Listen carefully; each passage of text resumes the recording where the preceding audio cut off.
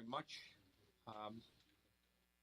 Welcome to the Metrolinx board meeting. Thank you very much for coming. We're delighted to have you here. Happy Valentine's Day. May it be a good one for you, and may Family Day on Monday bring you additional time with family and friends. Today, I want to do two announcements at the beginning.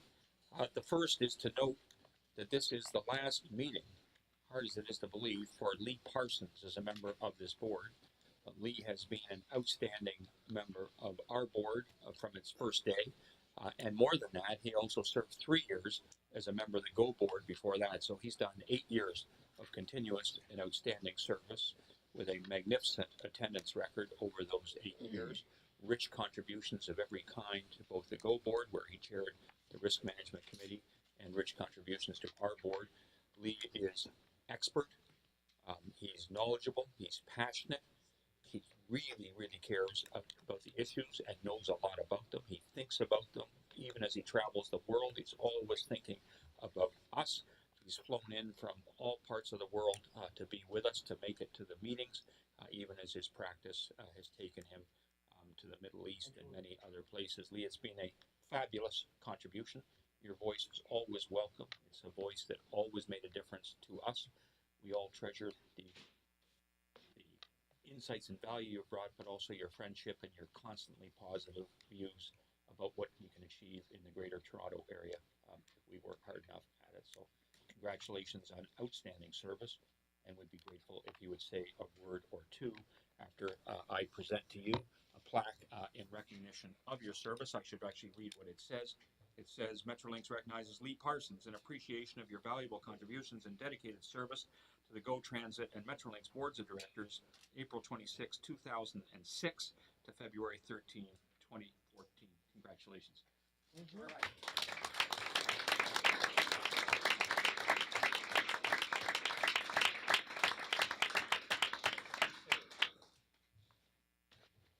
Did you just say 2 or 3 words?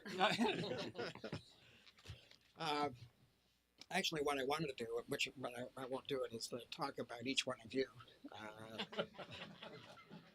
This has been a great experience over 8 years. We've together accomplished many things. There's many things that are underway that we've put in place, and there's many things that are yet to start that we've laid the seeds for. And it's been a real privilege to work with all of you folks and the public, and also, of course, our esteemed management, senior management, and everybody at GO and Metrolinx over the years. Bruce, you're an outstanding CEO, and I'm going to certainly miss the dialogue with you and all the other members of the team. 8 years has gone by pretty fast. I realized this morning when we were talking about some contracts that I actually was involved in at GO that it has been a long time. But I really enjoyed the privilege of serving the public and serving with you all. And I leave knowing that Metrolinx is in great hands. So thank you very much. Thank you for your service.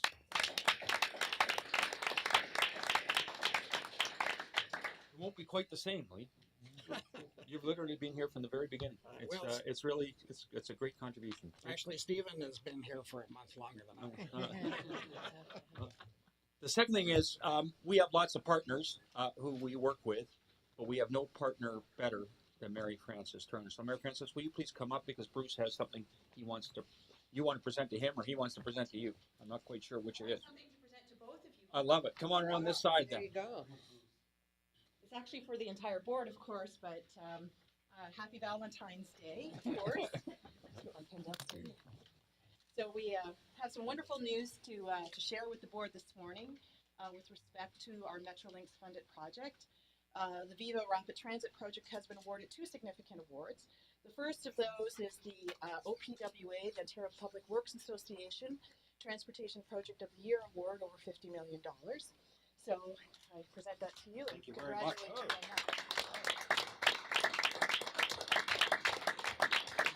And the second, which I can present to you, Bruce, and thank you, is the 2013 Engineering Project of the Year Award from the Professional Engineers of Ontario Award, which we'll be receiving on February the 22nd. So congratulations.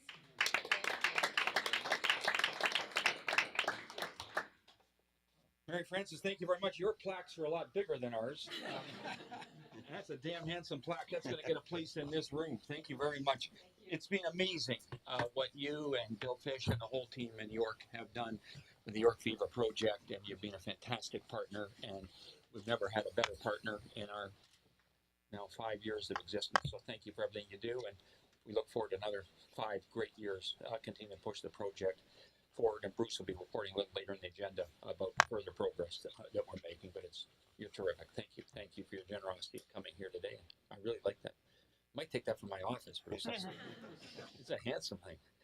That's really good. Those are the only announcements I had to make at the beginning, and I turn to you, Bruce, for CEO's report. Thank you very much. And just to add to Rob's words, thank you very much, Mary Frances, for being here today.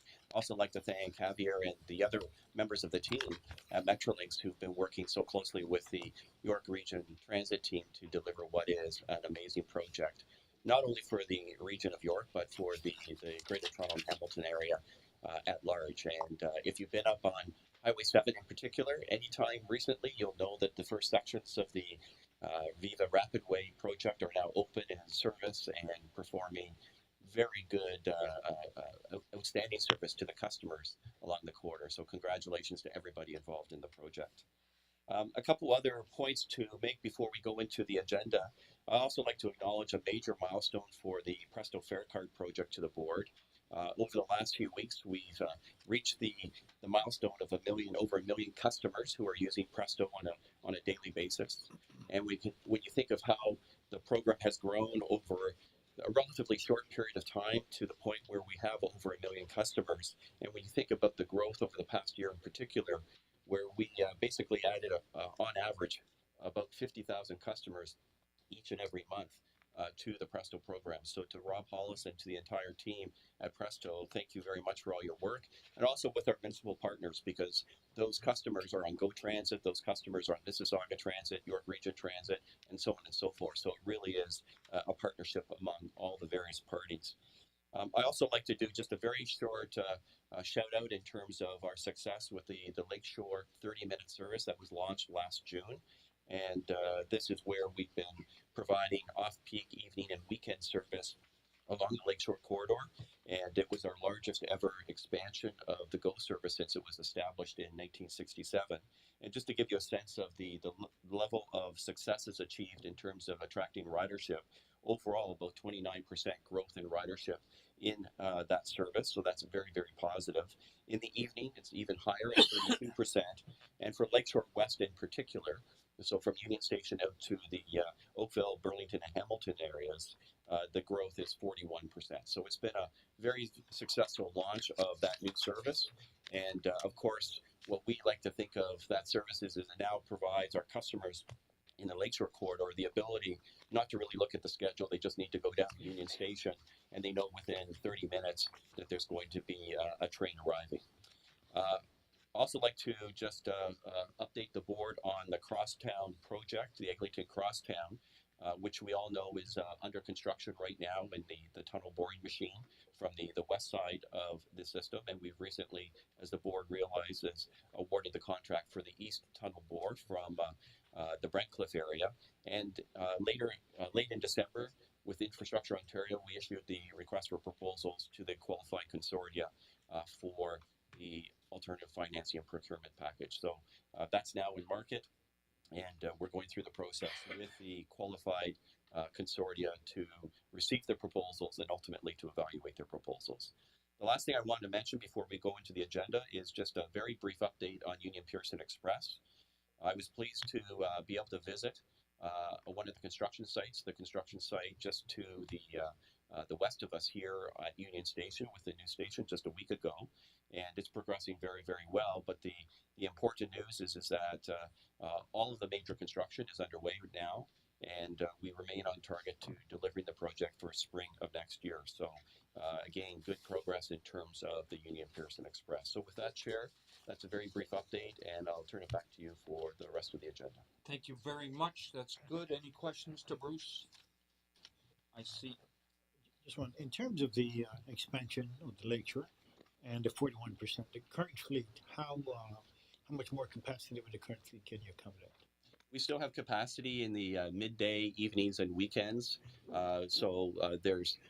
We've been building the equipment and the train sets available and the crewing available to accommodate the growth in the service. So there's still adequate capacity to continue to grow that. Even a great start over the past 9 months to continue to grow that ridership over the coming years. Next item on the agenda is the Customer Service Committee Chair's report. Nick Mutton, the chair of the committee, is overseas today. Richard Corso chaired the meeting yesterday of the committee, and Richard, I look to you to present the report. Thank you very much. Appreciate it. Thank you, Mr. Chair. I'm going to kick it off with the first part. First part of our discussion was about the Customer Service Advisory Committee. You may know that I also chair that committee. And we had good discussions around the enhancements that GO's ticket vending machines and the work plan to address the GTHA fare service integration. Now, what surprised me was the how well that was received by this group. They see that as one of the most transformational things that we can do, and they're very happy that we've now started in that process. I hadn't thought about it that much in terms of because I'm just a one-way user. But a lot of them cross boundaries, and the whole idea of being able to getting fair integration is a very important piece to them. So they were very excited about seeing us kick that off. The other piece, I think, I want to relate back to you just again about how dedicated and how ingrained these people are in the work that we're doing. When I hear them start talking about things like, we should do this, we should do that, they see themselves very much as part of Metrolinx. They're not outside looking in, but they're part of about the whole organization. So to me, that's an important observation. The second piece is that a lot of them are, when they're traveling, and some of them talked about being on holidays, they were actually going and trying transit systems and taking photographs for us and bringing back information about their experience to help us again go forward. So it's an interesting way that they've attached themselves to us. We talked a little bit about Up Express, and Bruce mentioned that 100% of the major construction projects are now underway. You may remember from our last meeting that the project's been recognized as Project of the Year and finalist in the Concept of the Year in the Global Air Rail Link Awards. It's really a truly committed team that's doing some great work there. On Presto, again, Bruce touched on this a little bit, is working with TTC in terms of delivering the Presto on the new streetcars as they arrive. And for wave one, there'll be 4 TTC streetcar routes will be Presto equipped, and Presto will expand availability from 14 to the current 25 TTC subway stations. And Presto Smart Card usage policies and customer service information will be provided through the ongoing educational material and multiple education campaigns. Application of the Go customer segmentation. So this is where we're actually looking at the different, our customer base and how they actually fit into different segments, and beginning to understand our customers better and some of the good work that Mary and her team are doing. The research really uncovered 7 distinct personas, which have been embedded into the employee training. So we're actually helping our bus drivers and our other staff again understand the different types of customers that we have and how to be able to deal with some of the issues that they may have as part of their journey. Go Rail service delivery. Go is committed to delivering a safe and comfortable experience regardless of the conditions, and we know that the recent weather conditions with freezing rain, extreme cold, and ice has challenged Go operational teams, and we spent quite a bit of time with Greg and his team just talking about the efforts they're making to make sure that we're on time and on schedule and serving our customers. Richard, thank you very much. Good job. Nick may lose a job if you keep up that high standard. Are there any questions to Richard? It was a very good meeting of the committee. Thank you very much. That brings us to Alba Taylor. Alba's not well known to the board. She's well known to the committees. Alba is the Associate General Counsel of Metrolinx, Corporate Secretary. Sorry, Associate Corporate Secretary. And what's your legal title? Legal counsel. Legal counsel and associate secretary to the board. And Alba is going to make a very brief presentation on amendment to bylaw number 7, dealing with the appointment of hearing officers, who are the people who adjudicate disputes if we have a dispute between a customer and the organization with respect to their fares. Thank you, Chair. I'd like to introduce my colleague, Jason Vanderveen, who's the Manager of Compliance and Prosecution Services and who oversees the delivery and implementation of the hearing process, the administrative fee process. I believe the record shows that the program has been successfully received. It was implemented in 2010 to facilitate an easier process for our customers to dispute infractions that they may have received under our bylaws, either parking infractions or fare payment. And so the two revisions that have been proposed to the bylaw are included in your report. And one is to describe the process used to appoint hearing officers and to formalize the role of the Customer Service Advisory Committee, which Mr. Corso is chair of and reported on earlier today. They do have a role in assessing the individuals who are appointed as hearing officers and who are ultimately adjudicators or judges of the process. There is a review step prior to a hearing officer. They're called screening officers, and those individuals are employees. The second amendment to the bylaw is to include a fee for sending infractions to a collection agency for collection. That kind of fee is actually permitted by the regulation which allows this process to occur, and the suggested fee is $20. And according to staff, it's in line with what others are charging for that kind of process. And so you're looking for a motion from Bonnie, seconded by Howard, to approve the amendments to bylaw number 7? Yes, please. Are there any questions? This has worked out really well, eh? This was very innovative, put in place this process. It's gone, I think, unbelievably well in terms of having had a single complaint in the time of being in the chair about this process. It's amazing. So congratulations. Are there questions to Alba about this? Rahul? Yes, the administrative fee schedule itself that we have this is effectively, and forgive me for using the phrase, this is effectively the fine for the contravention, am I right? Yes. Yep, right. Who sets those fees? Like the actual fee schedule, because I'm looking at things for parking, vehicle not incidental to use of transit, etc. All those fees. Who sets the amount? Those fees are set in line with the current POA process, the Provincial Offences Courts process. It's very similar in nature in that those fines were set at around $110. So it's in keeping with that structure. Although with this process, it's a process in which it's not a revenue generator. It's establishing our cost involved in remedying this process. It's this board. We are approving this these board fees. that would approve. If we wanted to make it $125, in principle, we could. Absolutely. There is a restriction in the regulation, however, that the administrative fees cannot be punitive or in nature, and I believe any changes to the fees need to be notification to the Ministry of Transportation, I believe. And in your experience, are these fees sufficiently deterrent of the behavior that we're trying to stop? Yes, they are. It just struck me that on the parking ones, a fee of $25 is actually a pretty good deal for parking. Yeah. I'll leave that aside.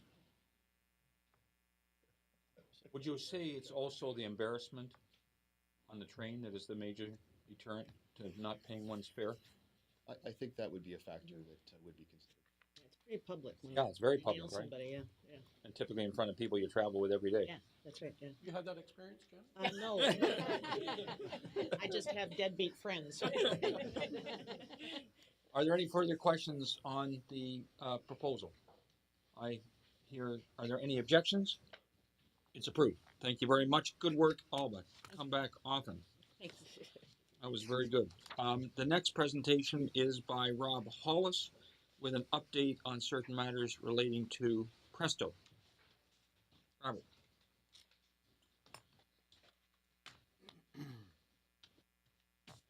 Thank you, Chair. I'm pleased to be here today to talk about a major upgrade we performed early last January.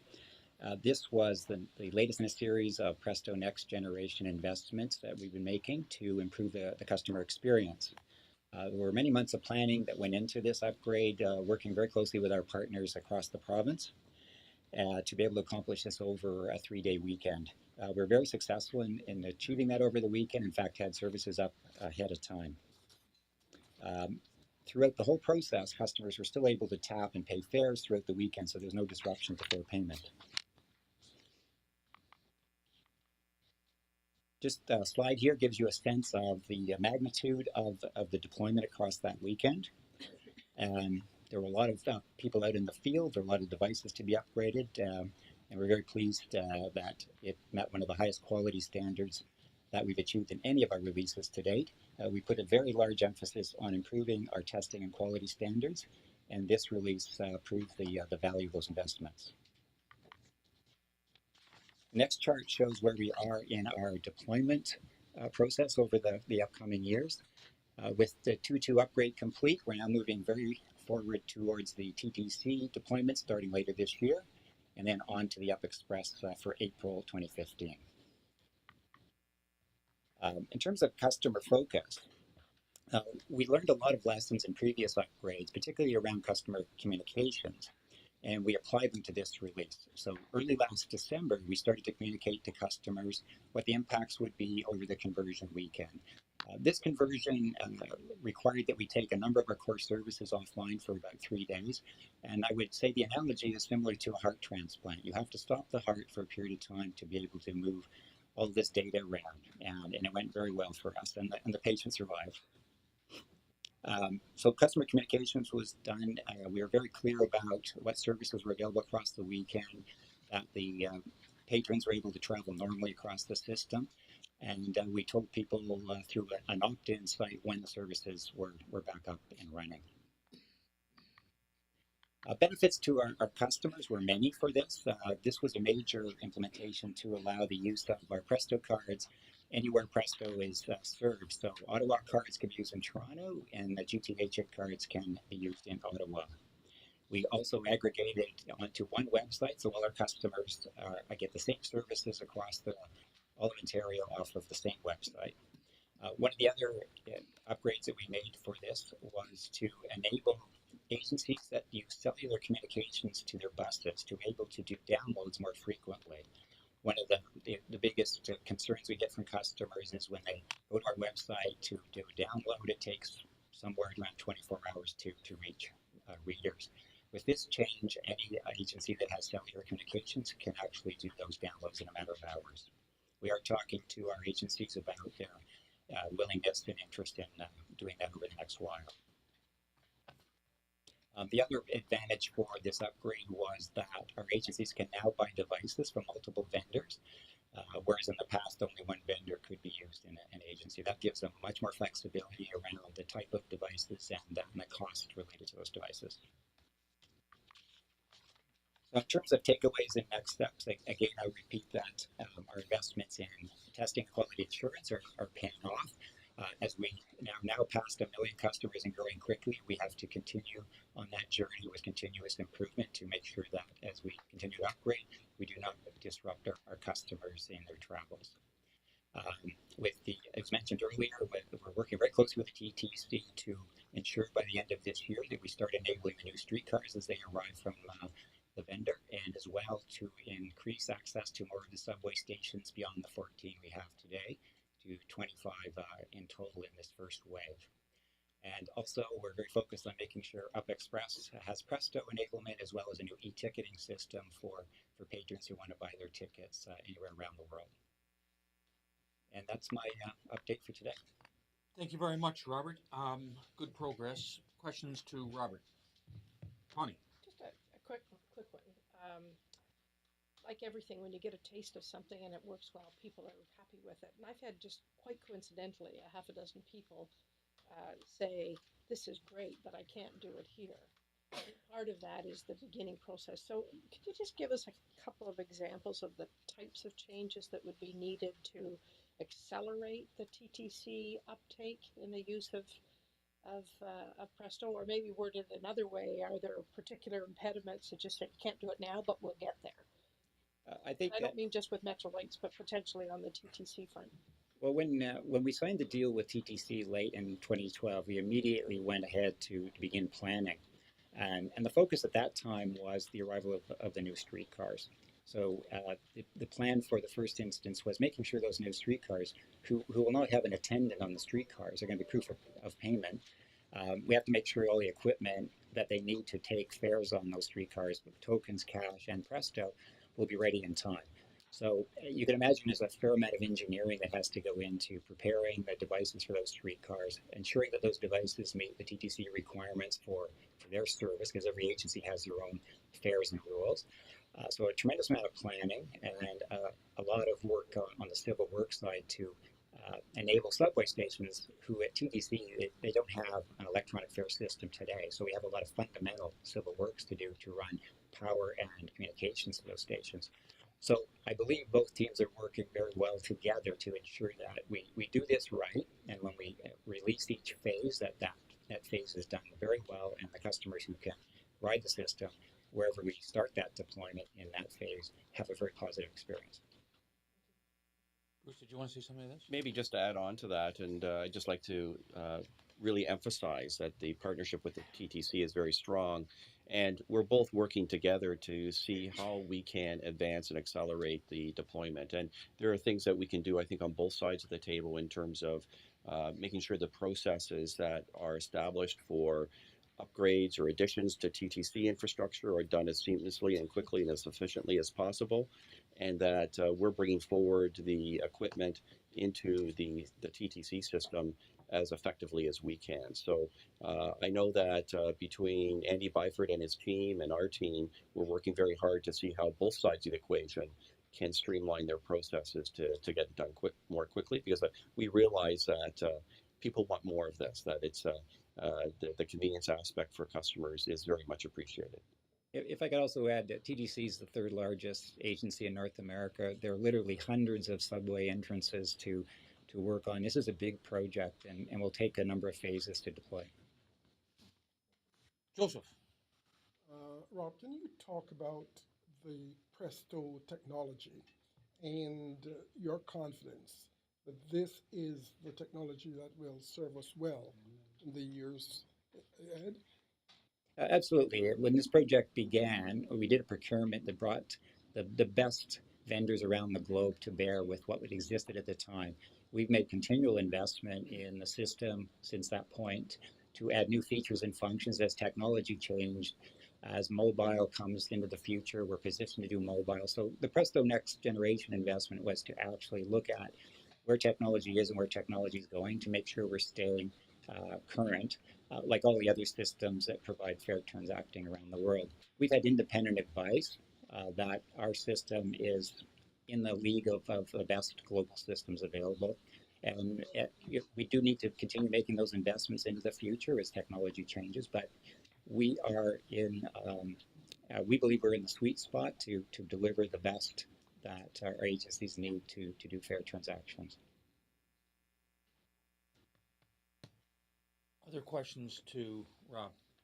Rob, the Canada's largest circulation daily newspaper has a column called The Fixer, and it's been running some pieces about a customer put some money on the card and couldn't get it, and another one here and there. And then I noticed we've replied. And are we experiencing many complaints? Small number? Just give us your feel for that, because the Fixer's given it some visibility as an issue. I think it's fair to point out that we have over 500,000 interactions a day with our customers on tapping for fares on the website. That's a lot, and it's growing dramatically.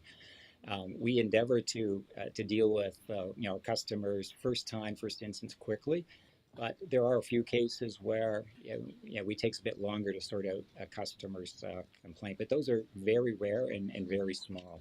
And when we uncover those, we work very quickly to resolve the customer's issue. So like any large system, whether it's a banking system or a large fare system, you're going to have a few issues that affect a small number of customers.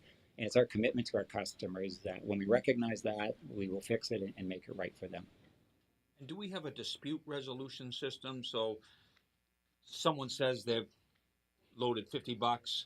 We say we have no evidence of it, and it's gone into the bowels, and it goes back and forth, and we can't reconcile. Is there a mechanism that people can trigger to get a conclusion if they disagree with where we land in trying to deal with a complaint? Yeah, Chair, in my experience, we haven't come to a point where we haven't been able to say, our records show this.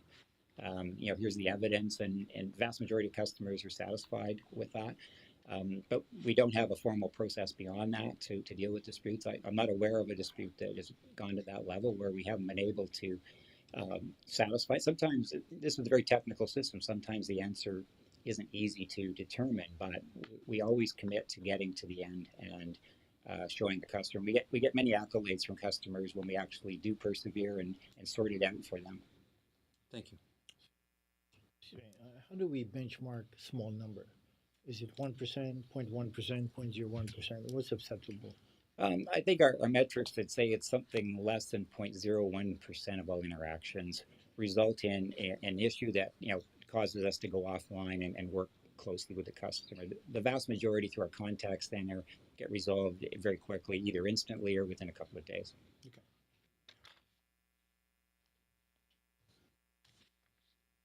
Any other questions to Rob? Thanks, Rob. Good work. Thank you. That brings us to Leslie Wu. And as I'm calling on Leslie, I remind board members, if your cell ringer is on, please turn it off. It's the ringer is the problem, Right.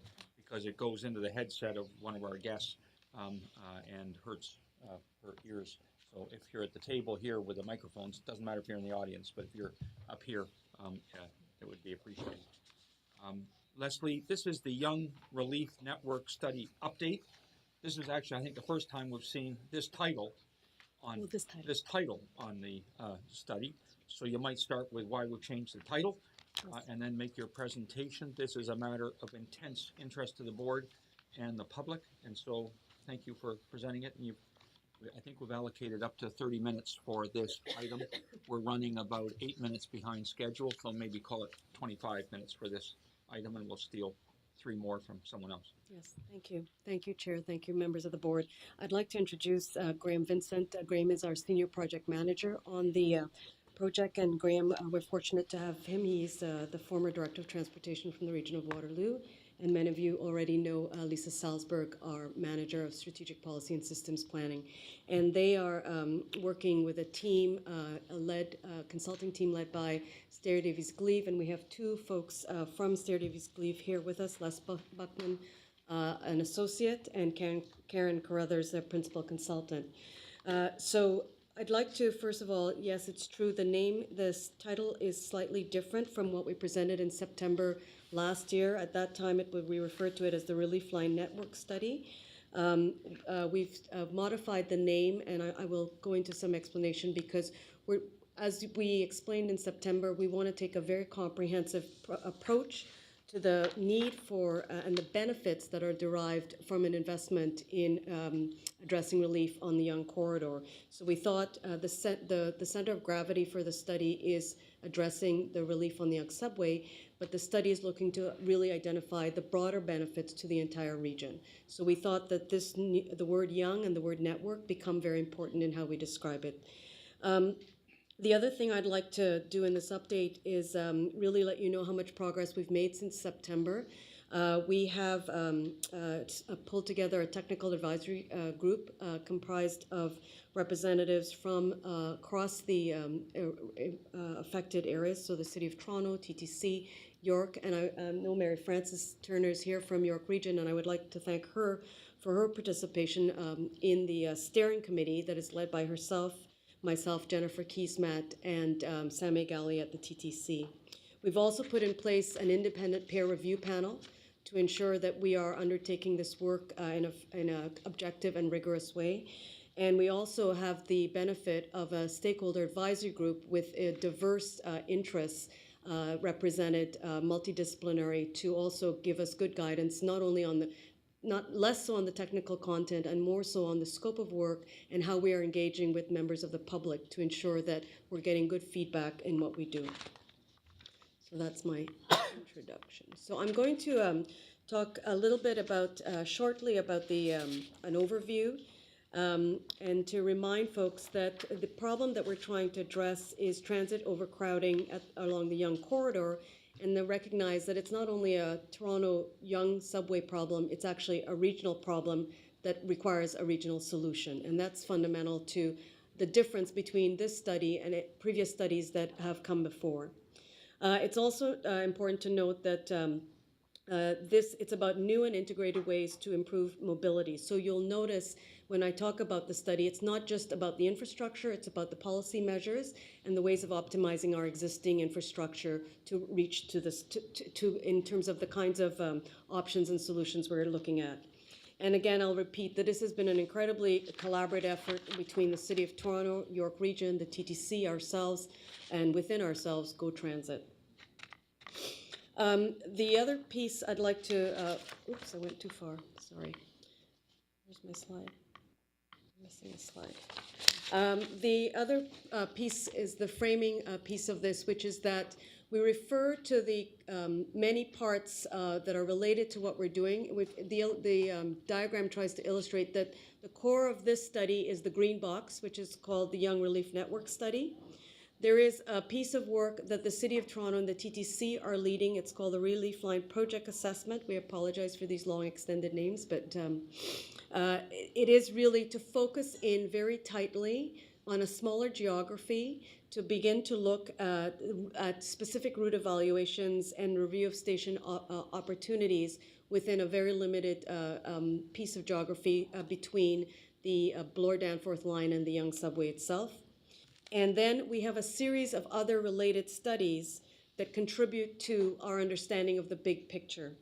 And as you know, this strategy, all of these pieces build on the work of the Big Move, and it is this kind of integrated approach is what we're taking to our work, and therefore a very comprehensive piece.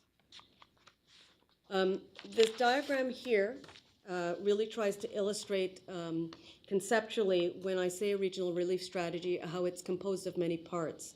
So our work, which is the enclosed by the green box, really is looking at the GO network in particular and how it can function differently in combination with the smaller box, the actual piece of infrastructure that would run between Bloor-Danforth and the Yonge subway corridor itself. And then the pieces along the left-hand side speak to non-infrastructure elements, so transportation demand management, fare policy, land use considerations, what we can do on local bus and GO bus connections. There's operational solutions, and then service upgrades to existing transit. Combined together, we're trying to assess the many permutations that would begin to deliver relief of the congestion, so that we're looking more than just one single piece of infrastructure.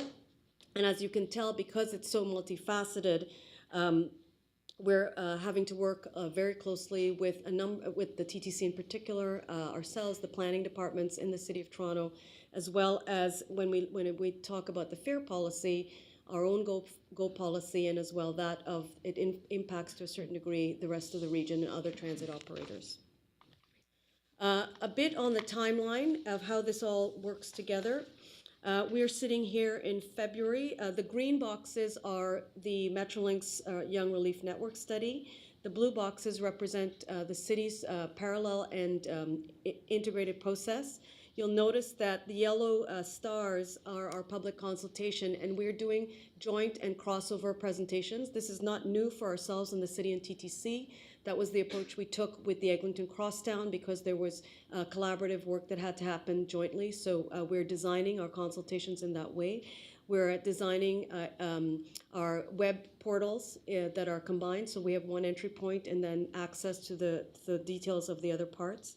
And we have very structured protocols with the city and TTC around how we're communicating common messages and so forth. We are aiming to get our recommended suite of solutions by winter of 2015, and the city is anticipating completing their project assessment by spring 2015. A bit on the purpose of the study. The study purpose is really, as I mentioned before, a capacity relief. It also is tries to look at the subway improvements that are underway and as a given, and then try to better understand the degree of capacity we will be at and beyond those current improvements. And we're also going to look at a full range of alternatives that need to be considered and the optimal phasing with other next wave projects that we have identified as our priority projects for Metrolinx and the Big Move, including the Yonge North Subway extension and of course the GO Rail expansion to two-way all day.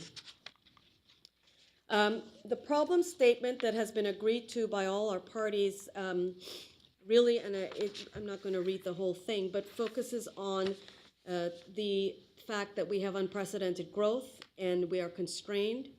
And while the Yonge subway serves local and regional trips, it is overcrowded today, and even with the current improvements, will projected to be overcrowded in the future. And the vision for what we are trying to understand in this study is transforming the way people move throughout the region and provided needed congestion relief through a range of new local and regional travel opportunities so as to improve mobility across the region. On the basis of this vision statement, in collaboration with all our stakeholder groups and the steering committee and all the groups that I've spoken to before, we've identified 6 goals. These goals are the way we're actually going to frame the criteria for evaluating the options. And they are really focused in transportation and how we're going to improve, that we want to improve service quality, choice, and increase network flexibility to meet a range of local and regional needs. Leslie, when you state goals like this, are these unique to this study, Yes. or are these not the goals we apply to any piece of analytical planning work we do? I was wondering why are we creating? So they're very similar. They're almost identical, but not exactly in words to the criteria we use in our prioritization. They're similar to the goals we use in other places. Why aren't they identical? Is it because this is a collaboration with other agencies? I think it's both. It's building. Everyone wants to see themselves reflected in it. It is not a divergence from what we have at core, but as you know, every time we meet with a new group, there's nuance to the language, and so we've tried to capture that. So when we come back to the review of the Big Move, you might embrace these as the criteria as they're being updated by our partners' interest? And keeping in mind that these are the goals we're going out to consult the public with, so we will still get feedback on some of these as well. Got it. Okay, so I'll call them our working goals for the study. I just think there's virtue in the simplicity of using the same goals for everything your division does, if possible, but I take absolutely the point. They got to evolve and they have to incorporate our partners' views and our stakeholders' views. But to the extent they do evolve, I think if you apply them more broadly, it's more, there's greater consistency. Yeah. And so that leads to this fact that the goals become the basis for the evaluation, and hence the dialogue within our in our organization and with our stakeholders to make sure everyone is comfortable. Not only that the science part of the analytics, that's the evidence base, is strong and reflects the goals, but also that the impacts of the options beyond financial costs include also qualitative impacts and benefits. We hope to be able to demonstrate the trade-offs among conflicting objectives, because that sometimes comes into play, and to be able to assess the options against the goals, examining direct and broader impacts. So this is a challenging piece where it's not only direct impacts, but having to have a mechanism to really understand the kind of domino impacts of what we're doing. The way this works, there are over 150 options that have been identified to date. The evaluation will be proportionate to balance the need to undertake a sufficient level of analysis, reducing the number of options through the evaluation. And once those options are screened, we will measure them against our problem statement. And then we'll rank them and reduce the options to a shorter list of 15 to 20. Then a more detailed evaluation will happen, including identifying benefits and impacts. And the short list of 3 to 5, and I'm using this term bundles of options, and I'll explain what I mean by that, will be developed and evaluated. So what we recognize, this is a huge undertaking. 150 options it's enormous, and the permutations around them are quite significant. So we've tried to, the way we are framing it is what we refer to as a whole trip approach. So the diagram I'm showing you really tries to segment what it is, how you would personalize a journey from the time you thinking about going somewhere to getting there. And the colors represent, the blue represents what are policy options. The gray are options that are related to existing infrastructure and how it can be better optimized. And the sort of orange color is around new infrastructure. And so they're segmented from the left to the right in terms of where do I need to go and when do I need to get there. So that's the first instance where you can affect the ability to make a trip, an improved trip. The second one, so that, for example, speaks to things like, do you have access to a very well designed and easily accessible trip planner? It speaks to things like, our larger employers who have a large number of people moving to the same destination, do they have the ability to shift start times? Do we have a travel demand management program that could reduce and enable things like telework and so forth? Then we go to the section that's called getting to my transit station. So once you've decided when and how you're going to, where you're going to go to, then is it that we need more stations in the case of GO? Do we need better connections between a GO station and local transit? Is the wayfinding appropriate? You know, is the municipal bus service adequate? And then things like, is the land use policy around the station or the subway supportive so we minimize the number of trips? So in fact, getting to the station is a shorter, not a longer trip. Then there's how we pay for it, because that is a decision-making factor in a trip. Whether there's variable pricing, fare integration between different operators. Do we look at fare by mode? So do you pay, is there a differentiated pricing, not only time of day, but the mode, you know, faster means, has a different price point. Then there's the weighting. And this is where the issue of frequency and reliability come into play. How do we ensure that both our existing or new planned infrastructure can enable the wait time to be shorter?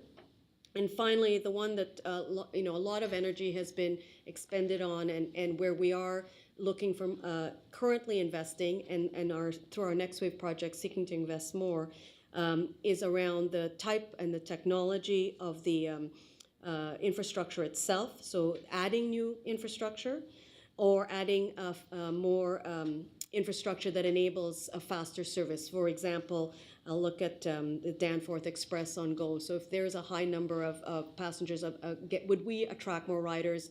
But it requires a significant increase in the infrastructure in terms of tracks, for example. Then finally, once getting to the destination, in many cases, many of the trips in this region converge at Union Station. Do we have the capacity, or are there additional capacity improvements we should be making at Union? And once you're at Union, for example, is the path network very well connected? We know we're adding currently western connection to the path network from Union. Are there other things we should be looking at? So this is the consolidated groupings, and behind each of these, there's a series of other sub conditions. And what we are doing now is bundling in groups, and the permutations, as you can imagine, are quite enormous in terms of, you know, add one, take one away. And so that's where we're at. We will be going to the public with this list and asking, did we miss anything? Is there something on here that seems untenable? But the approach we are taking is start big and then reduce, as opposed to coming up with a shorter list and moving on. I'm almost done. We are going out. Our first public meeting is on March 1st. And then we have one on March 3rd. Those two are being done in the City of Toronto and jointly with the City of Toronto and TTC. And then on March 5th, we will be in Richmond Hill, and that we're doing in collaboration with the region of York. So in next steps, I mentioned the consultation, the screening of the long list, the review of the medium list, packaging the best performing medium list options into 3 to 5 bundles, a further consultation in May, and a board update in June on this shorter list. And then we'll be back again in December. We'll be here a lot. That's a really good presentation. Thank you. Really well done, really important work, comprehensive, and first class, Leslie. Thank you. Janet's first. 3 questions. First of all, and I don't know whether it's just the way it's pictured on slide 6, but we've got 2 organizations doing something that seems similar. Are we going to end up with two different options at the end of this and have a wonderful bun fight as to whose is going to go forward? That's not our goal. To date, I'm optimistic that the level of collaboration has been happening at all levels through all organizations.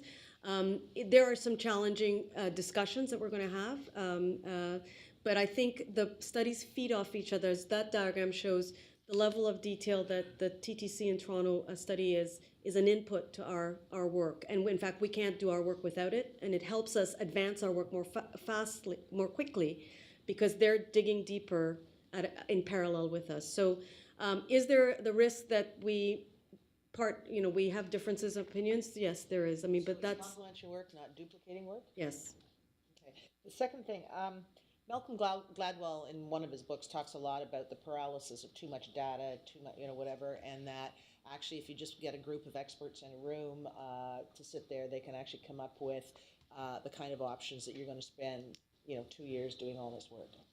Are we getting carried away with, because a lot of the options and a lot of the bundles, I suspect if you sat down with a couple of TTC experts, somebody on council, whatever, there's going to be options that just like that, well, no, those aren't going to work because, and it doesn't matter what the analysis might be, you just know that option isn't going to go anywhere because. So are we testing the reality, I guess, if I can ask that, about the process we're going through? So I don't know if the Malcolm Gladwell worked for the public sector, but, No, but he this, probably yes. doesn't. So I think this is a He is a U of T graduate. yes. Well, So that compensates for a lot. yeah, I think the way I would respond to that is what you're describing possible, unlikely? Could be. I think we feel strongly that the engagement of our stakeholders and the process is as important as the outcome, and we need everyone to be with us when we come to the outcome, and that it's done with some transparency, so people see the rationale about what's been taken off the table. Because if we present a series of short lists, and then the questions will be, well, what about this? What about that? What about this? So rather than doubling back, we're just going to start big, because that would have been one approach. We come here, here's our best guess, or not guess, here's our best analysis, but we've taken a slightly different approach, which we think stays more true to our desire at Metrolinx to maintain a high degree of transparency in what we're doing. So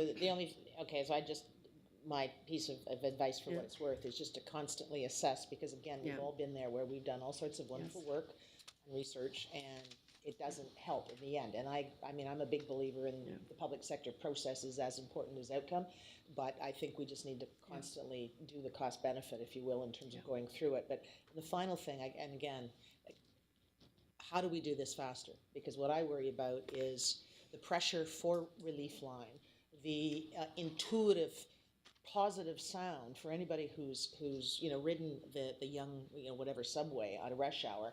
When someone says, hey, I've got an idea for a relief line, there's just like instant boom, like let's do that. So we're going to get caught in the kind of political pressure hothouse debate that we have experienced before if we're not out ahead of this. And I understand process takes time and there's all kinds of rules around this, whatever, but I am concerned about timelines for this in terms of having options on the table, because we're going to lose control of the situation again. So we will be closer to our short list by the spring, summer. Like the next, we'll be going from the 100+ list to the 30 list, which is in a short space of time. We think we're doing it fairly aggressively. I also don't want to miss any steps and not feel confident with the outcome. But I'm happy to re-examine, because we are working closely with other partners. So we don't want to get too far ahead of some either. So I think we've struck a bit of a balance, but your point is well taken. That this year and next year, we're going to have three sets of politicians and candidates standing on a stage, having to answer, where is this? And we all know that tends to prompt very quick solutions and quick answers. Leslie, hold the phone. I'm going to field a number of comments. Sorry. It's a very important point. But I'm going to field a number of comments, not ask you to answer until you've heard them, and then maybe some synthetic answer. Just I'm a little worried about the time. Okay. I've got in order Bonnie, then Howard, then Rahul. Perhaps a little lead off to that, so I'll try to do it quickly. First of all, deck is a good deck. It's great. Thank you for that. It does speak to coordinated planning, and then it speaks to a steering committee. So just a few little questions to play through, and you can answer them later. Is the steering committee integrated to reflect the coordinated planning, or is the steering committee our steering committee and therefore not reflective of coordinated planning? Made me then go to the issue of the stakeholder consultation process. And I noticed there are 8 points of public consultation on this across both pieces being done. And it raises the issue for me in my mind of stakeholder consultation fatigue when we know that congestion and the reality of the Young Line being at its max capacity is beginning to bubble and boil. So how do these things square off to connect the dots in the most positive way that we can? Brings us to Howard, then Rahul, then Lee. Howard? Yeah, first of all, thanks for your presentation. I just found it interesting looking at the long list of options and the underlying questions. My assumption is that this will be rolled at some point into an interactive system that can be deployed for all customers right across. From a usage point of view, I think it's a great idea for customer service and web-based from that perspective. So I just mentioned that. Thanks. Rahul? Great presentation. Process makes me a little nervous, but I get it, so I'm okay with that side. The goals, they strike me as a really ambitious wish list, and it looks really big and a little scary to me. And I know that a part of our decision making over the long term or the medium term is going to give relative weight to those goals, hopefully, and a prioritization that will ultimately lead into some form of a BCA. So I'm hoping that through this we get to that sooner than later. Otherwise, I think we lose a little bit of the message when everybody's expecting us to tick all those boxes. That being said, one of the things that I didn't see explicit in here is the sense of urgency of getting this done. I know it's in there sort of in dates, but like the most effective solution in the shortest amount of time would be kind of an interesting place to start, because I think, you know, building on Janet's earlier point, it's, you know, people want to see some movement now. Lee? I like the change in the title, by the way. I think it is actually very helpful, and I'm really happy to see the collaboration between the work that we're doing and the TTC. But not a but, and to pick up on the theme of Bonnie and Janet about sort of integration and getting to the point and so on. At the end of this process, is there going to be a joint report or a joint set of recommendations? And it seems fairly obvious, I think, subject to all the evidence, that whatever the TTC is likely to recommend, or they're thinking about what their solution is of the singular relief line or that more confined geography. It depends on what we're going to do with GO and all these other things. And conversely, what they do is going to affect us.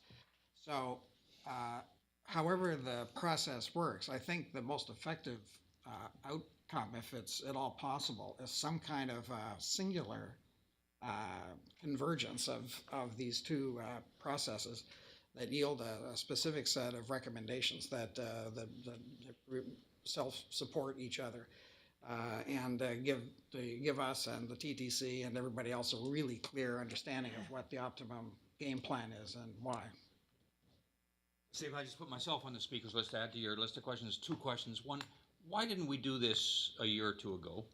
Given how big it is, how important it is, and how urgent the issues are, just put it in perspective for us in terms of the other planning we've been doing.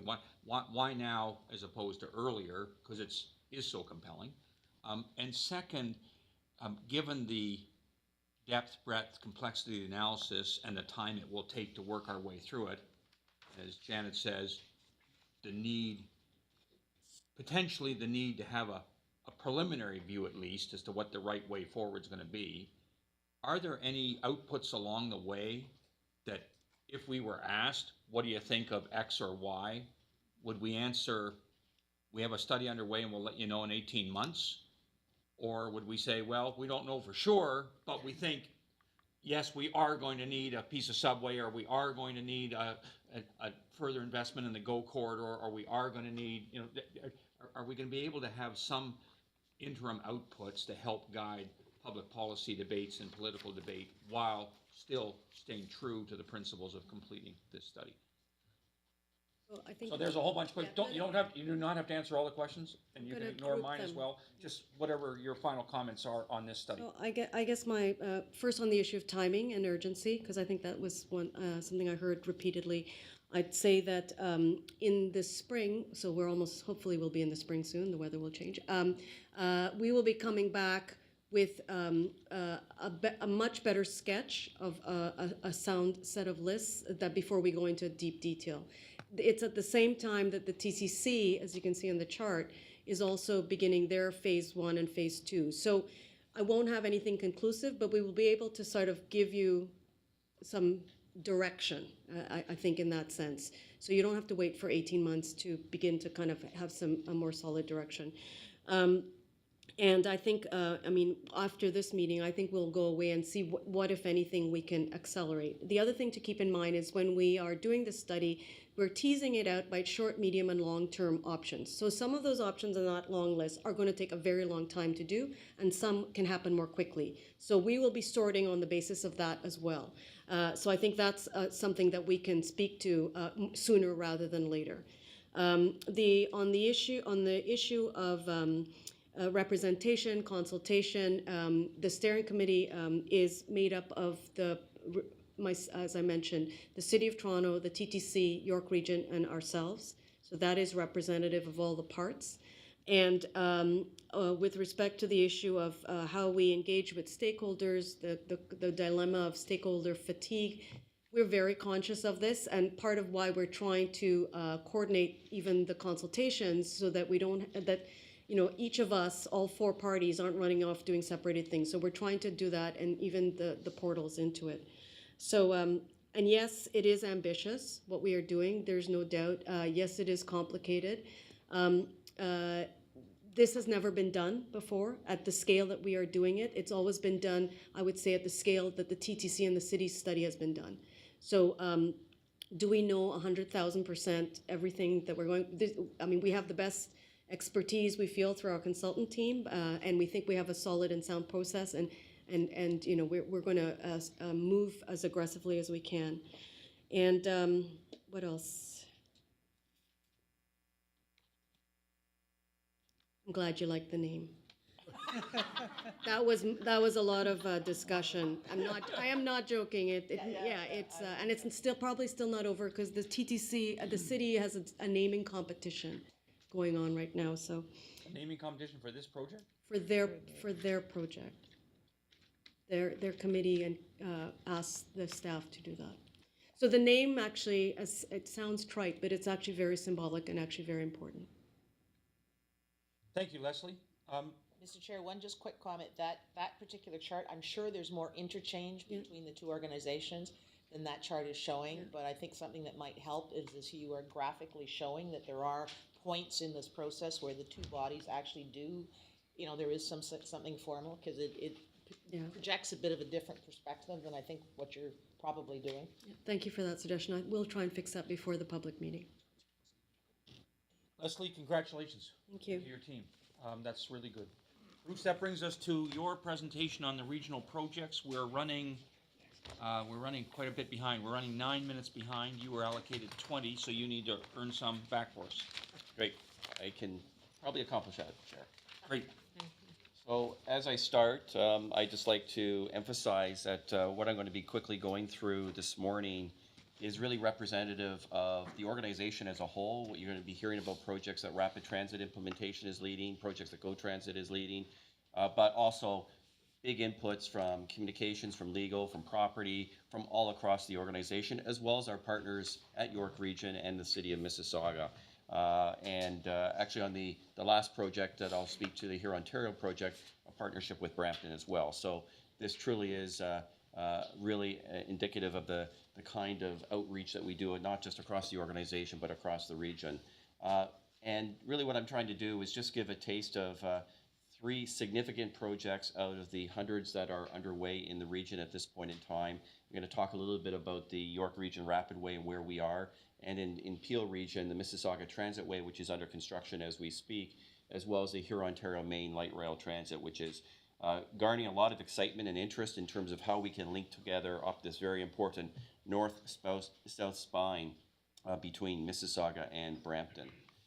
In terms of the Viva Rapidways project, it is a very significant undertaking in terms of the length and breadth of the region that's being covered and the level of service that's going to be provided to our customers and the region's customers in the end.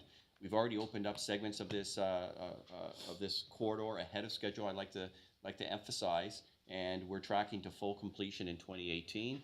And there's some significant benefits in both in terms of ridership increase as well as the decrease in travel times that customers will benefit from. And of course, to get that ridership, you actually have to show customers that benefit in travel time savings. It's fully funded, and there is a significant expenditure that's already been completed and more to come. And if you've been up on Highway 7, you'll see the quality of the stations for all weathers that is out there in the system. And as we saw earlier on, was the recipient of a significant award. The first segment to profile, because we are building this in segments, is the segment along Highway 7 East in Markham and Richmond Hill.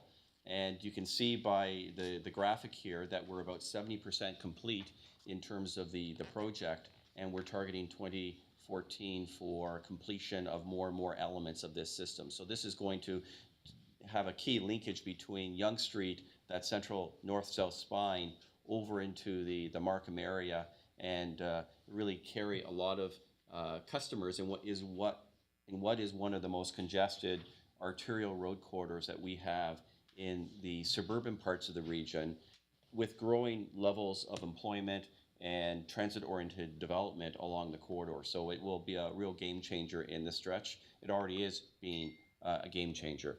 The next segment to identify is at the north end in Newmarket along Davis Drive, which anchors this part of the system. And as you can see by the graphic, we're about 40% complete, and expected completion is underway and targeted over the next year or so.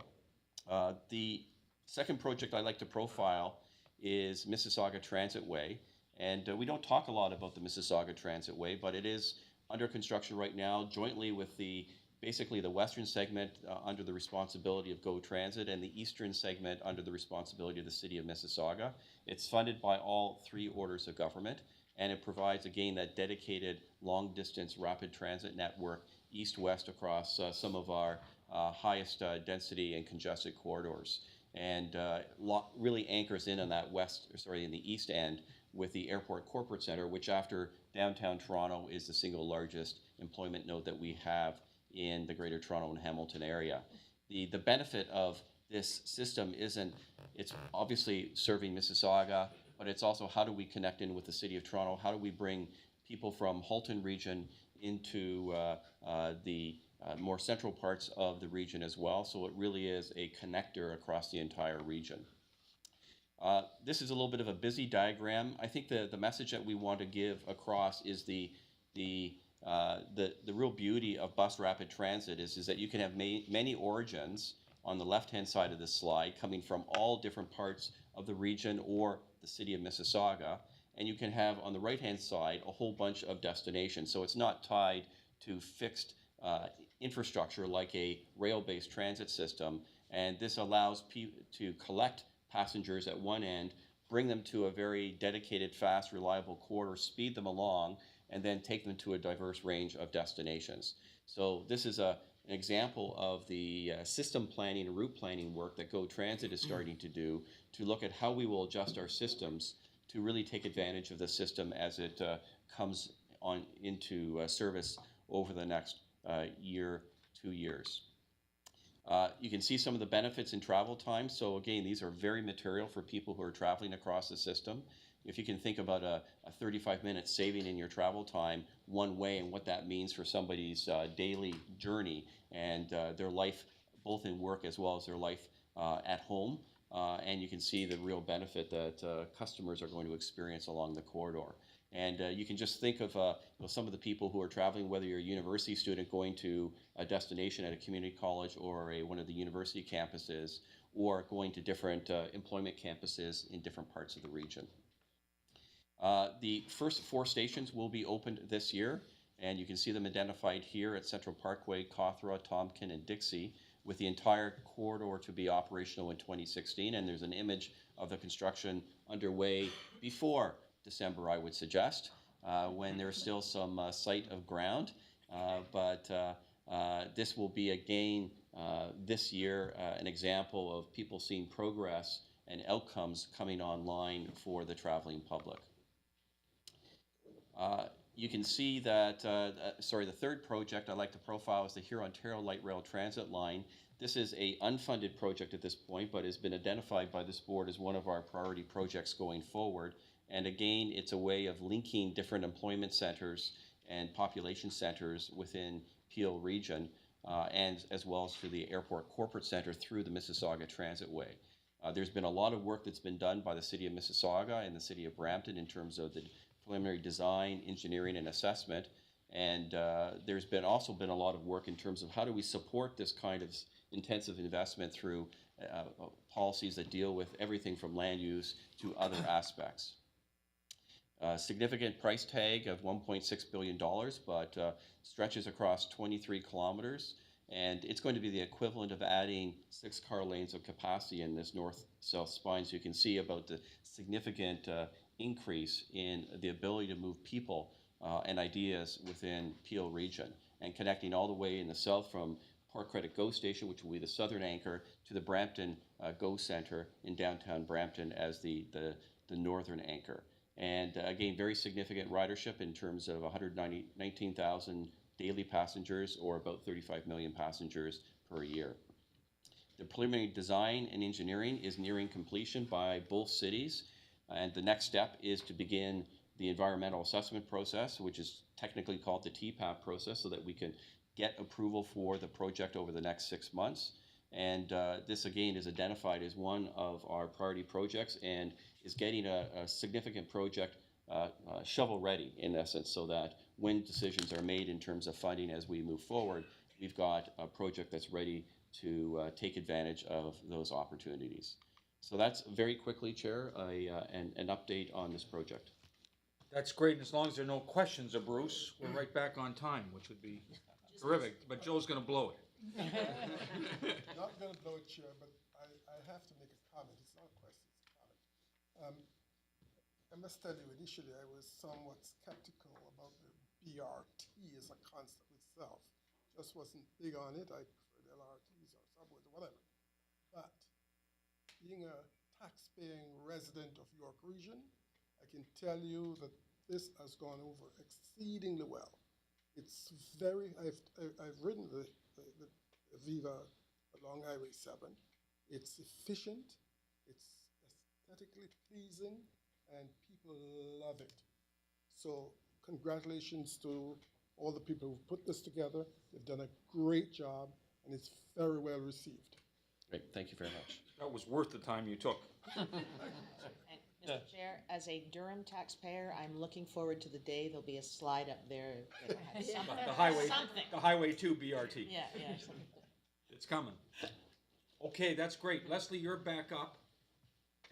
This is a big topic, but you got to stay on time. Yep. And your last presentation was excellent. This one's going to be equally excellent, and even terser. Thank you very much. I may, in the essence of time, I may skip over some of the slides very briefly.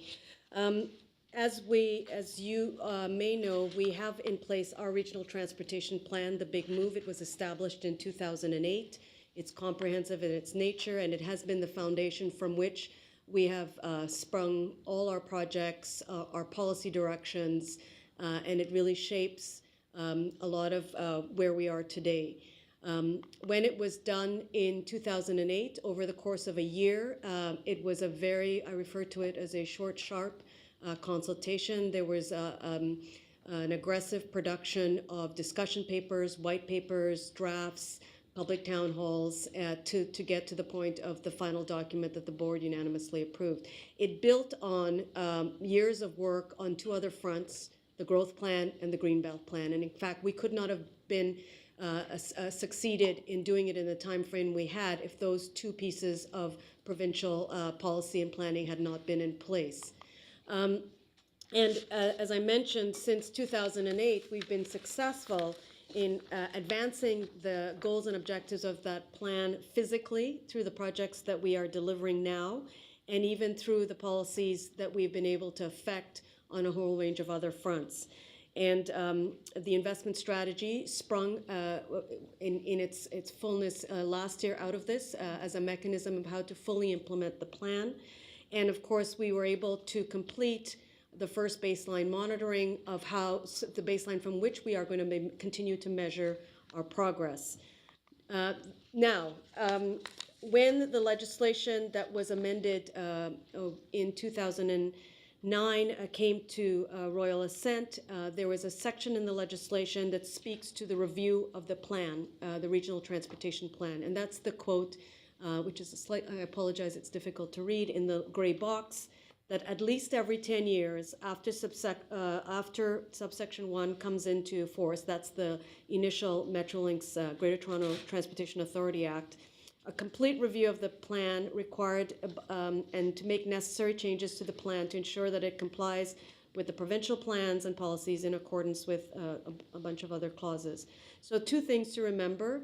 Our plan always has to conform with the growth plan, and any changes we make to our plan has to be accompanied by a stipulated series of public engagement and consultation. And the year that was set out on the basis of what's in the clause in our legislation, it has to be completed, the review has to be completed by 2016. Now, in order to do a comprehensive review, which is different from the technical review we did about a year ago, we have the benefit now between 2008 and today, and the next couple of years, of a quite an extensive range of new analysis and understanding about many aspects, including things like urban freight and things like school travel planning, pieces that sometimes the board is not always fully engaged in, but it has been progressing. And on the land use front, I think there's a lot of efforts that we have been able to accomplish, particularly because we are investing and it's a more immediate impact. The point I want to make is that we cannot step ahead of the growth plan because it itself is scheduled for a review. Its legislation states that it is required to commence its review by 2016. So we are now working very closely with the Ontario Growth Secretariat to ensure that the two reviews are happening in a logical, rational way, because the foundation of the Regional Transportation Plan are really the jobs and employment forecasts and where those jobs and people are going to be as stated in the growth plan and subsequently in each of the municipal official plans. And it would be to our disadvantage to try and leap ahead of that landing to review our plan. So the alignment of these two things are fundamental to our success. Could we go and do a review now in the absence of the Growth Secretariat completing? Yes, we could, technically, but really we would have to go back again when they updated their forecasts and their plan to reset our plan again. I think this point I'm making was also emphasized by the Transit Investment Strategy Advisory Panel on the importance of the alignment. A couple things about the review process itself. There are a couple things that the work plan we will be presenting to you. So this is giving you a bit of context. We're coming back to the board with the actual work plan. We will talk about the scope of the review itself, more specific timelines, the key coordination points in more detail between our work, the work of the Ontario Growth Secretariat, and in particular, how we will be collaborating with municipalities, some of whom are undertaking official plan reviews or transportation master plans, which also have to align with this as much as we can. In addition, we will be looking to ensure that our analytics have advanced since 2008, both in terms of our ability to better understand the forecasting technology we use, the timeframes that we're going to employ, and reviewing really all the other studies that have been undertaken and rolling that all up into our consideration. As well, of course, since 2008, the province has updated its the provincial policy statements, and there's a bunch of other policy pieces that have been put in place. And it goes without saying that this work has a very broad and wide range of stakeholder groups, both municipal, by sectors, not-for-profit organizations, and so forth, that we want to make sure are with us. So the approach we're hoping to take on the stakeholder consultation is really broad and very broad. And in particular, we want to also employ new and other methods that were not as available to us, such as social media, in terms of the kind of outreach we'll be able to do over the coming year. So in terms of a work back, we are now in work plan development. We will be coming forward this year with the vision, goals, and objectives, either the validation or the suggested amendments to what is within the plan. There's a period of the analytics. There are a range of topics which are not necessarily covered deeply in the big move that we may come to this table or to the public to ask whether or not we should go deeper. I'll give you an example. Things like public health, the impacts of public health on transportation of the future. There's macro trends globally that we may want to take into consideration. There's a lot that we're doing now that we're delivering projects. We are making a big impact on placemaking. And so that's one area we want to do. So we're going to continue to work with the province on the coordination, the procurement. We're going into procurement for the consulting services to assist us on the technical front, the analysis, and the outreach. Where we will refresh our jurisdictional scan of best practice, and we will be coming forward in June with a more detailed work plan. Leslie, you got a lot on your plate. Holy mackerel! Between your earlier presentation and this one, thank goodness you got a good team. And you guys keep telling me to go faster. Some questions to Leslie. Leslie, you don't refer to the Minister of Transportation's opportunity to issue a transportation policy statement, which is another piece, which is an unexercised power of the minister. Are you anticipating there will be a transportation policy statement before or during this process? Or do you see that coming at the end of this process in the event the minister were to find value in our Big Move 2.0? Where does that fit into this? Because we've had quite a lot of commentary about the need to link growth plans, land use plans, transportation plans, some of which goes well beyond our mandate, but is captured, I think, by the minister's mandate. So how does that piece fit in this? So, yes, we've repeatedly recommended that policy be put in place sooner rather than later. I think the timing is really at the discretion of the minister. If you were to ask your advice, would you ask that he issue that statement now to frame and guide this process, or would you advise him wait till this process is completed and then pull together the growth plan and the revised Big Move, which would be most beneficial from a point of view of getting us all to a good place? And I realize it's his discretion, of course, Yes. but what's your advice to him as to whether do it now or do it at the end? I sort of wish you had asked this. If this question was asked 2 years ago, I'd say for sure sooner rather than later, because we're about in the midst of, if there are changes to the policies that we're recommending within our growth plan, we're in this weird position right now. We're about to move to review, so they may be modified. So I wouldn't, if they're going to be changed, you'd want them to be in sync with the consultation that we're going on with. So it's it's truly a difficult call at this point in time. I think earlier I would have said for sure sooner, and later I would have said for sure later. But we're right in this middle point. We're about to review the policies, so it's a hard call. We've always consistently said having that, we refer to it as a PPS, would give more weight to our plan. So that's the part that's actually the sooner part is about enabling us through the municipal process and legislative process to have our plan have more effect. But you can see why I'm sort of hesitating. You're waffling. I am hesitating. I think it's yeah. Okay. I don't usually. No, but that's. I don't usually hesitate, but you could see it's the No, I hear timing you. right now that's I hear you. difficult. No, it's good, and I understand why it's a hard call. Questions to Leslie. Lee.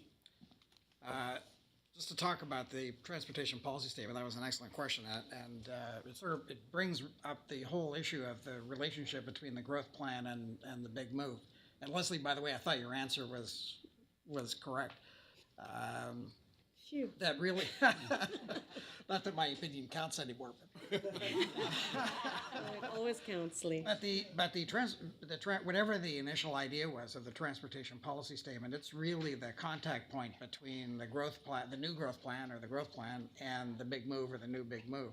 So although we could argue that maybe it should have been done before or whatever, the reality is with both of these processes underway, it could be that the transportation policy statement really is something that would glue together or help glue together the big move and the new growth plan.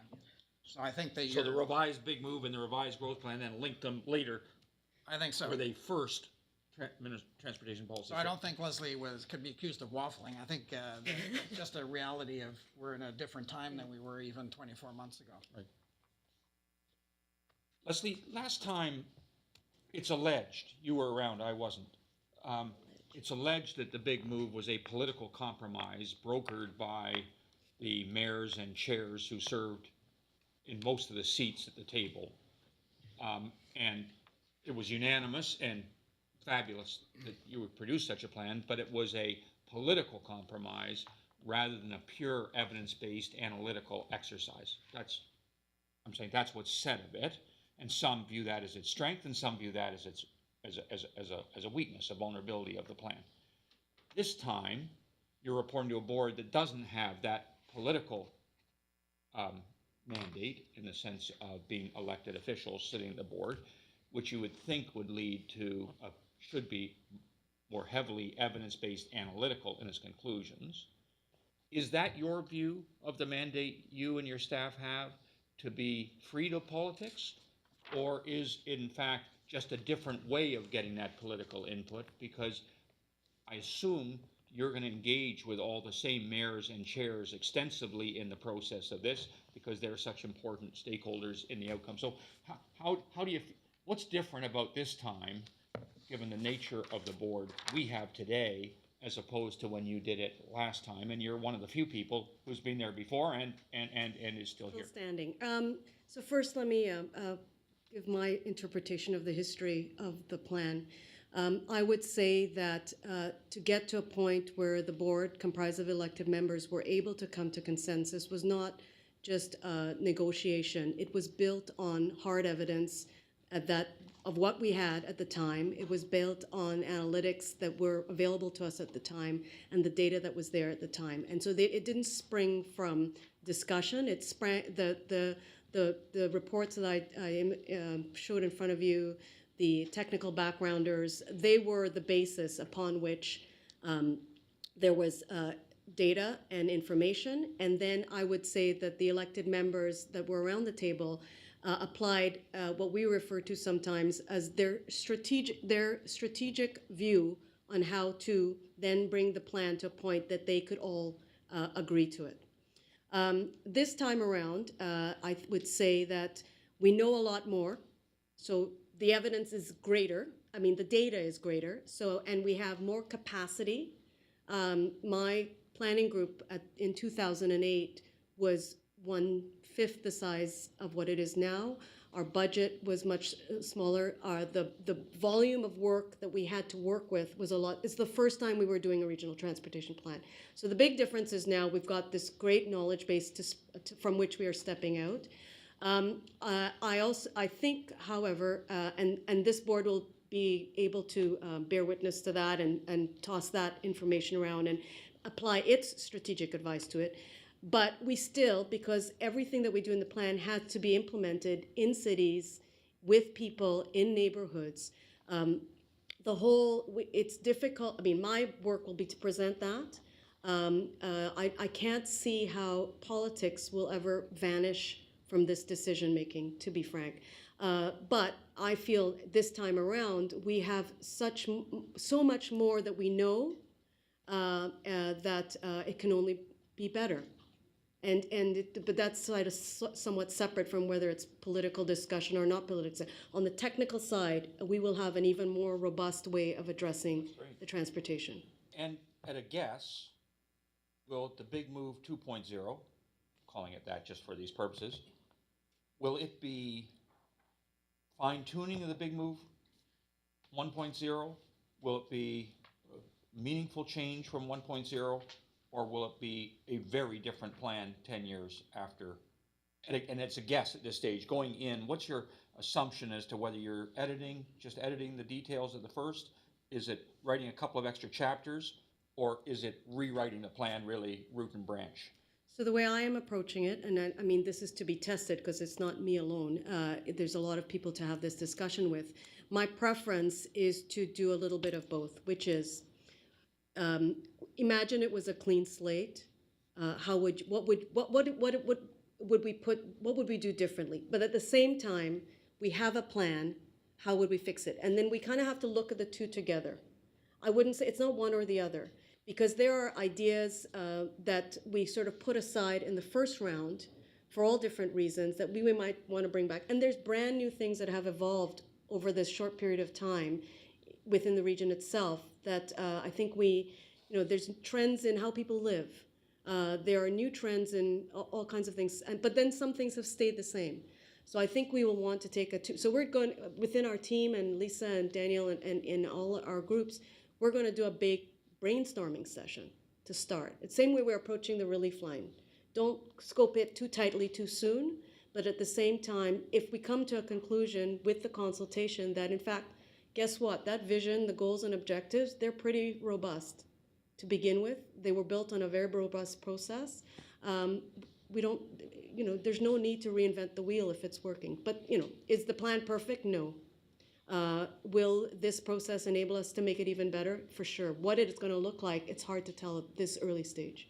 And a last question for me, at a personal level, you're the author of the Big Move 1.0. You have the emotional and intellectual flexibility to imagine a major change as opposed to just editorial change. Like, can you get yourself to a new place with the help of Lisa and Daniel and everybody else, or are you pretty dug in that we got it 90-something% right the first time? That's a hard question. It's a soul-searching question. Yeah. It's a serious question. No, it is a serious. I have enormous respect asked for you, but it's a serious question. Right. No, I have asked whether myself you can do this. Bruce and I have had this discussion, and I think if I look forward of what is still to be done, I think that this is an opportunity that is rare for me, because now I have the knowledge and I've seen what works on the ground, not just on paper. And so I think definitely, I mean, there are moments in the last several years where I've said, what were we thinking? Because we didn't know. And so now this is an opportunity to really take it to the next level. So, do I have it in me? I think is the question. I said, yes. That's great. That's a great answer. Does anybody else have anything they wish to ask? No. That was a really impressive performance. Thank you. We're right on time, which is great, which brings us to the quarterly reports. We have all of them in front of us, and I'm going to ask only by exception, does anybody wish to raise any questions about them? They're a wealth of information about what's going on. It's unbelievable how much is being done on so many fronts. I congratulate every member of management and their colleagues in their divisions, because each one of them would be worthy of a full presentation. Any questions on Union Pearson Express? Yes. Fire. There was a good report, I think Royce and James wrote it in the Star, a week or two ago about driverless technology. I wonder, Kathy, can you remind me, is UP Express slated to be driverless, and if not, why not? Driverless? Hmm. No, we're not expected to be driverless. And any reason why we wouldn't be going that route? You might ask Greg, because they're running next to his trains. Greg, Aha, why, there you go. why are they not driverless? When we had this question actually yesterday from the minister, the technology says it could. Technology what? Says that it could be driverless. The Transport Canada regulatory world says it won't be. And with Lac Megantic, the opportunity for that to be driverless is further away. Right. The regulatory world is really turtling and going ultra conservative. So that's the balance we have. Even to get from 2 to 1 is tough. And the Up Express will be 2 operating people plus others strongly. But to get down to 1 is even tough. So it's sorry for the split answer, but No, it's good. And I would suggest that that should be a message that is more broadly understood by the public. Because, you know, I worry the criticism of, gee, we're in the thrall of the unions and therefore, you know, you're feather bedding when you don't need to. So I think that's a perfect answer. I understand it, but I didn't know that before. Thank you. Any other questions to Kathy? Just a quick one, Chair. Kathy gave a very good presentation at customer service yesterday, and she talked about the things that were keeping her awake on this project.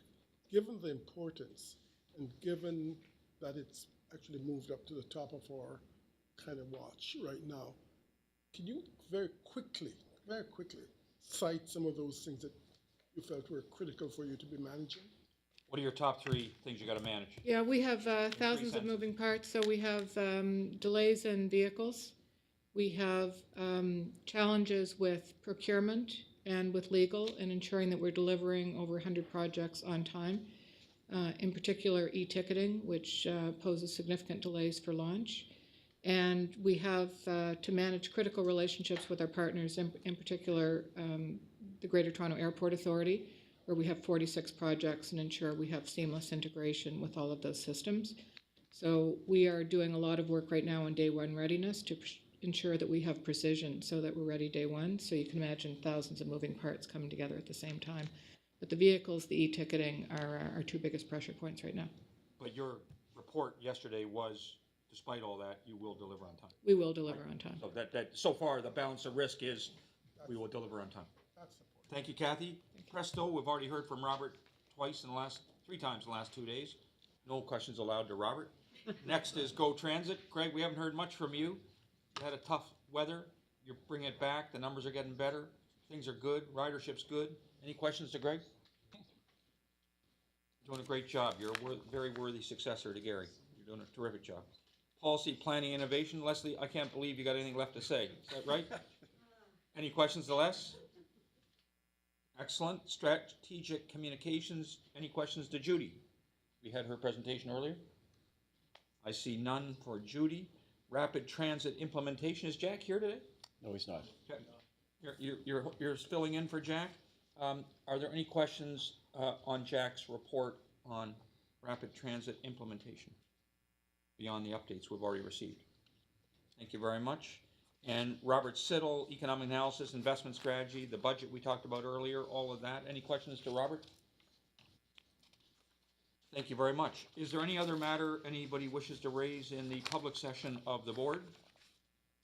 I see none, so we'll say thank you very much to everybody for coming. Please note for once, it's 12:29 and we were meant to be done by 12:30. And so we will adjourn the meeting. I would ask the board to stay with the CEO, but I ask, and Mary, as our corporate secretary, I'd excuse everybody else, and I thank you all, and may you have a great long weekend.